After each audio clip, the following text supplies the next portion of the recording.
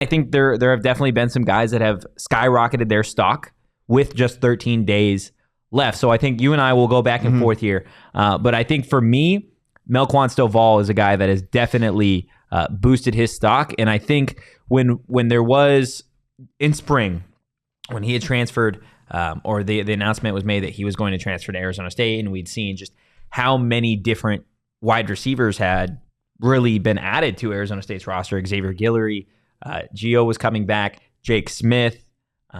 There's just so many wide receivers, and we've talked about how it is such a deep room. Yeah. But Melquan has really, really made the most of his reps, especially when he's running with the ones. And I think between him and Gio, I think they both provide just phenomenal number 3 options for Arizona State. But I think just what Melquan's been able to prove as a little bit of a smaller wide receiver. Yeah. He's on the ground a lot. He is on the ground a lot. But I don't. He's always just... He's on the ground a lot. He is. He's so shifty. Yeah, I agree. I think he's definitely a guy who... it hasn't even felt like it's been in camp, because he's just like, as soon as he got here, it was just like, okay, this dude is different. Yeah. I think he has one of the... I think he might have... Don't say it.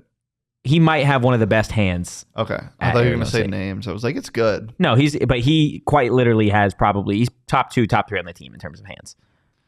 Yeah, reliability. He's got sticky hands. Yeah, but not like spectacular catch hands. Like he'll make a catch, but he's not like I mean, he's no Elijah Badger type freak where he can totally go up and, two different types. Go up and get one. Yeah. No, he's definitely a standout. For me, I think running back who separated himself is Cam Scattaboo. Yeah. Like I think he's RB1 right now in my mind. It's a guy who had a lot to prove, because he obviously put up a ton of yards last year at Sac State, but it's at Sac State. You got to prove you can do it at a Power 5 Division I level. Yeah. And I think he did.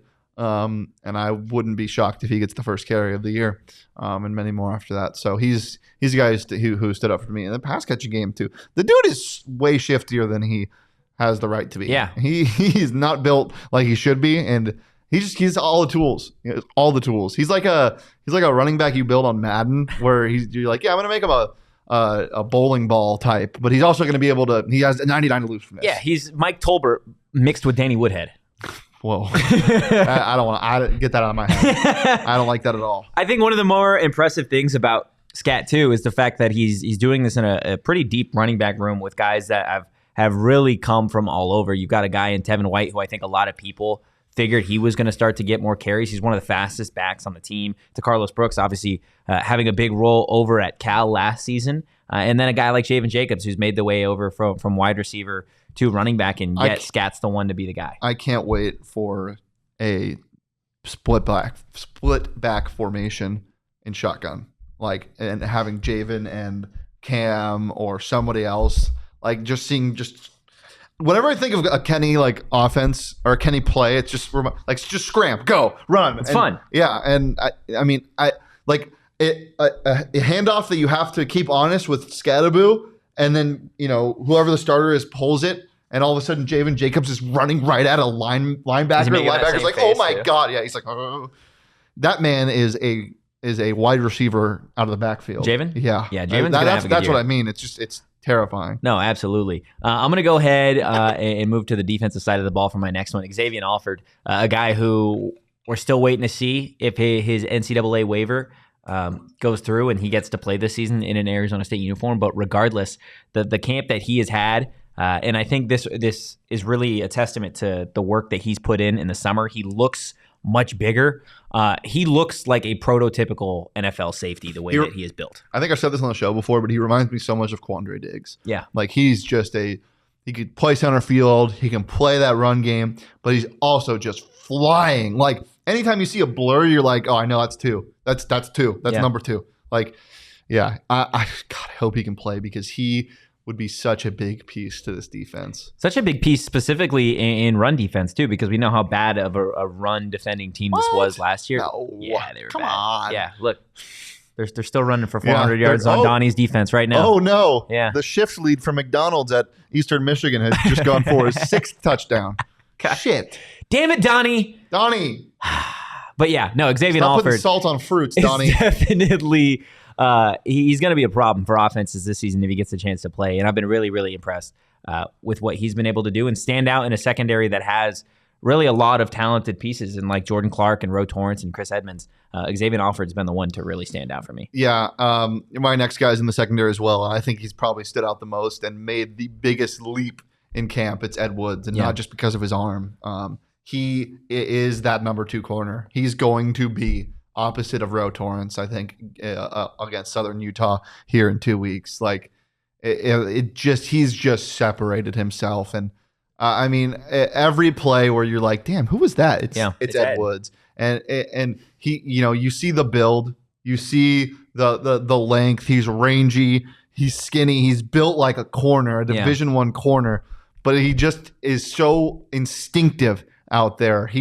Kenny said it, he's had the best camp. And it's just like the strides he's made are so impressive. Yeah, no, very, very impressive. Lonnie in the chat, where is your Big 12 Arizona flag? It's on its way. Yeah, it's supposed to get here 2024, UPS said.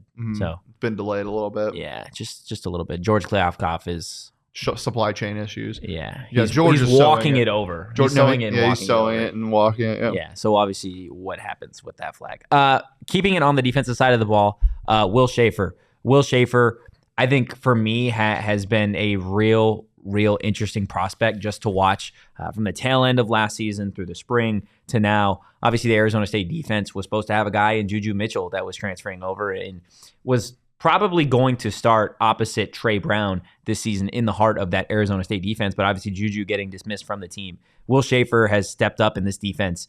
Doesn't look like it's missed a beat. In reality, Will Shaffer is a guy that when you look at a linebacker built to stop the run, Will Shaffer he's built like that. He's got some great expressions too, as you saw in the video. Him and Trey Brown, I think, are both going to be really fun players to watch. Obviously, the linebacker depth is probably a little bit of a concern for this team, but I am very, very confident in what I've seen from Will Shaffer and his progression over the last 2-3 weeks as it relates to fall camp. Let's I wasn't even going to bring this guy up because he's this is what I expected from him, but I'm going to bring him up now because you brought up the linebackers when you brought him up. Trey Brown is we haven't talked about this yet, but he is we were worried about losing Sully. Like losing Kyle Sully was like, okay, Captain America, the leader of your defense is gone. You already had a weak linebacker room. No more Merlin. Who's going to lead this defense?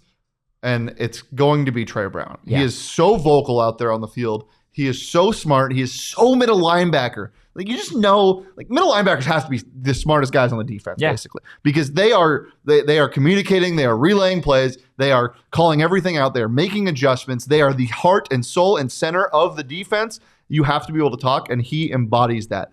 He is going to be that guy this year, and I expected him to most likely start, especially coming with Brian Ward and having that experience in his defenses. Yeah, but also just as a leader, it has blown me away. And that's something that's so slept on, especially you know how lucky Arizona State and Brian Ward are to have him come over with him, because that is such an underrated piece. That's like having a offensive coordinator come over, bring his quarterback. Yeah. It is exactly like that. So it's huge. And I mean, just from a physical standpoint, Trey Brown is he is a monster. It's a dude. If you are an ASU fan and you look at just the linebackers that they've obviously had, Vontez Burfict was obviously just a phenomenal one for ASU.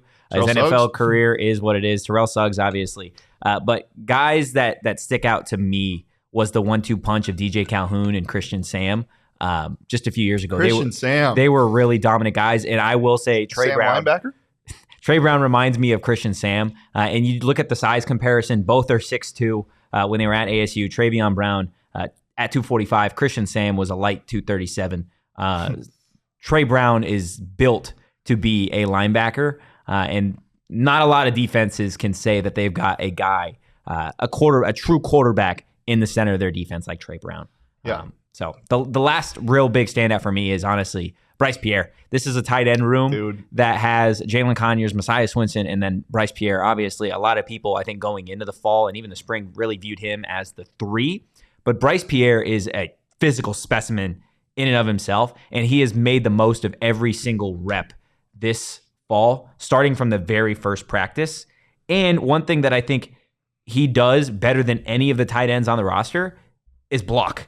He blocks better in my mind than Messiah Swinson. He blocks better than Jalen. Sorry, Corn. Jalen will tell you that.